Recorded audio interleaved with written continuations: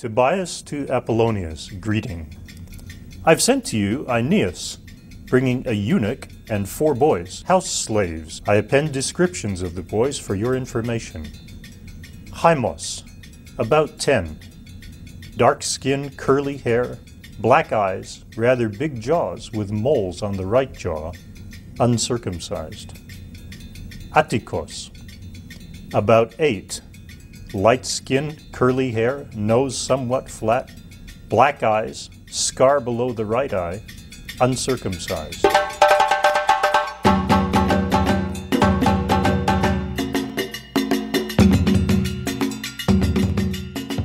We're looking at a large geographical area and many time periods. So from the Western Mediterranean all the way through to Mesopotamia, the Persian world, and so on. And in time periods, we're looking from 400 BCE. Let's consider a span of about 800 years. Throughout that period, slavery was everywhere. The Spartans, for example, were devoted to military training. That is, male citizens of Sparta were devoted to military training. The only reason they could be devoted to military training was that all of the normal business of life was taken care of by their enslaved population. In the ancient world, slavery meant all kinds of different things depending on the household to which you were attached. So most slaves certainly had a miserable time of it in ordinary households. They were property to be bought and sold. They were simply sometimes called vocal instruments. They had voice and so on, and they had a soul, Aristotle said, but they could still be bought and sold and used as tools, essentially. People talked about trading in Negroes as if you were buying a new car. And in fact, slavery had become so overwhelmingly African that it was the Negro trade, and people were blunted by racial assumptions about African inferiority to the insensitivity and the inhumanity of the way in which slaves were rounded up, the way they were transported. By the 1750s, Quaker communities were deciding that you could not be part of their community and trade in human beings at the same time. The French Enlightenment idea also penetrated a lot of people. Benjamin Franklin, for example, who was perhaps the wisest of the American founding fathers, when the British abolished the slave trade in 1833, when they abolished slavery throughout the empire. And in fact, when the American Civil War takes place in 1861, slavery is first in Britain and then in the United States. They end slavery. Even though slavery was abolished, a generation later it was still in practice. Slavery continued in independent Brazil until 1888 as abolition, but during much of the 19th century it was an underground or clandestine slave trade, making Brazil one of the largest sources of slaves from Africa, and there was a particular trade from Angola to Brazil, so it was a south-south slave trade. And slavery prospered in Brazil, as I say, up until 1888, and when it was abolished there was no real land reform. So activists in Brazil say that the 100 years since abolition has been 100 years of continuation of slavery. Many of the people who were rounded up during the Holocaust as victims of genocide were not killed immediately. They were taken to concentration camps where some of them were killed immediately, but many of them were deemed fit for physical labor. They were within a certain demographic, let's say roughly between 12 or 14 years old and 40 or 50 years old, and they seemed to be in good health, they seemed to be able-bodied, and their enslavement was, you might say, a byproduct of genocide.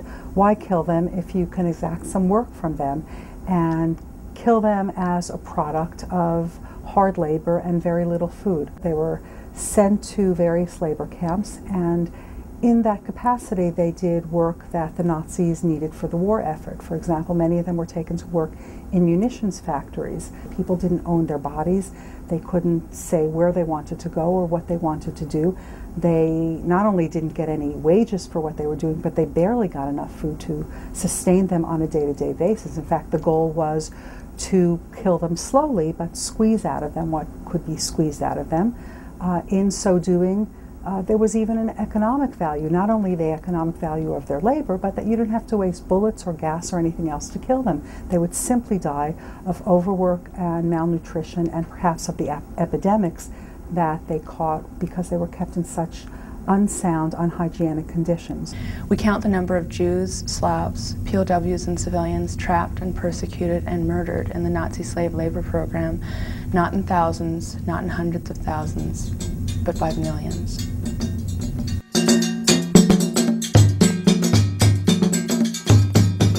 The daily reality of a woman who lived as a quote-unquote bushwife during the conflict in either Sierra Leone, Liberia, or Uganda was that they were mostly abducted at a very young age, either at puberty or very close to puberty.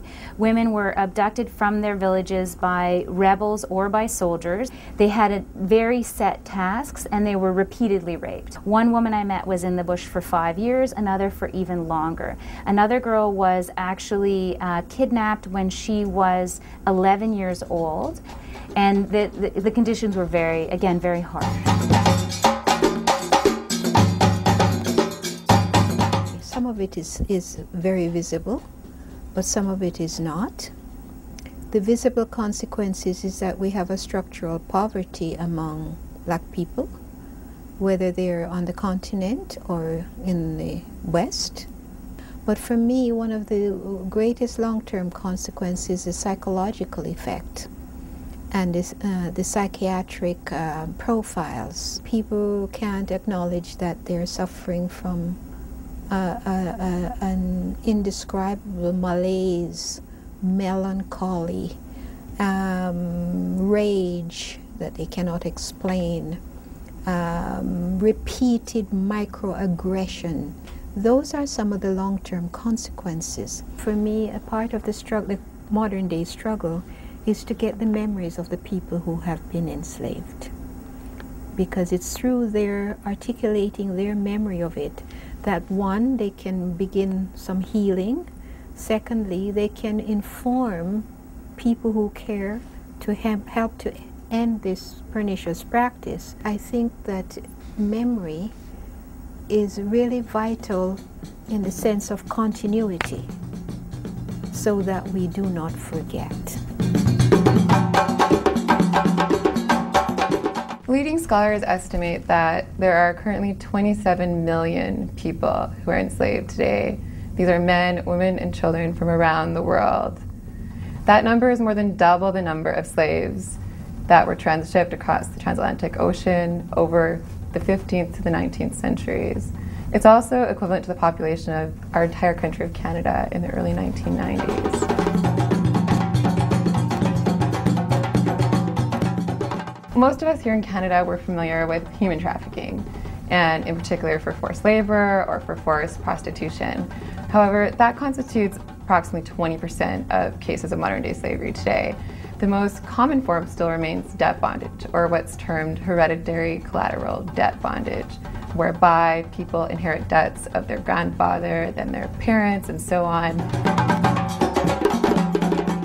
These cases can be found across the world, primarily in South Asia. We estimate that there are approximately 10 million people who are enslaved in India alone.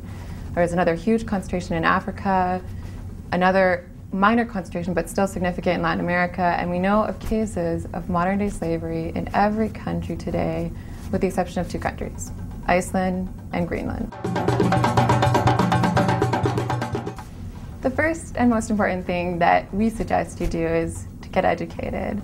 Read books, for example, like Kevin Bales' Ending Slavery, or, for example, Ben Perrin's recent book entitled Invisible Chains, which is the first expose on this issue here in Canada. Share that information, and then take action, do something about it. So, for example, once you find this out, I think personally you're ethically and morally bound to think about next time you're at a grocery store, well, where is this chocolate coming from?